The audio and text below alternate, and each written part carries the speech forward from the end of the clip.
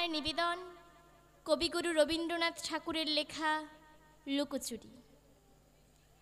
আমি যদি দুষ্টুমি করে চাপার গাছে চাপা হয়ে ফুটি, ভোরের বেলা মাগো ডালের পরে কচি পাতায় করি লুটোপুটি, তবে তুমি আমার কাছে হারো, তখন কি মা চিনতে আমায় পারো?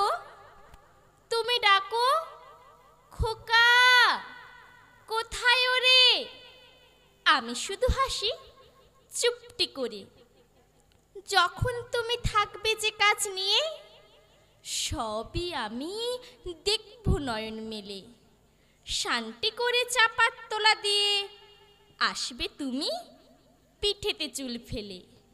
এখান দিয়ে পুজোর ঘরে যাবে, দূরের থেকে ফুলের গন্ধ পাবে, তখন তুমি বুঝতে পারবে না সে তোমার খোকার গায়ে গন্ধ আসে।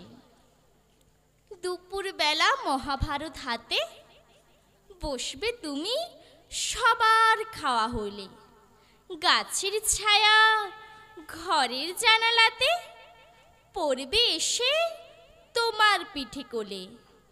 আমি আমার ছোট্ট ছায়াখানি দোলাবো তোর বইয়ের পরে আনি, তখন তুমি বুঝতে পারবে না সে তোমার খোকার গায়ে গন্ধ আসে। সন্ধেবেলা প্রদীপখানি জেলে যখন তুমি যাবে গোয়াল ঘরে, তখন আমি ফুলের খেলা কোলে টুপ করে মা পড়ব ভুঁয়ে ঝরে।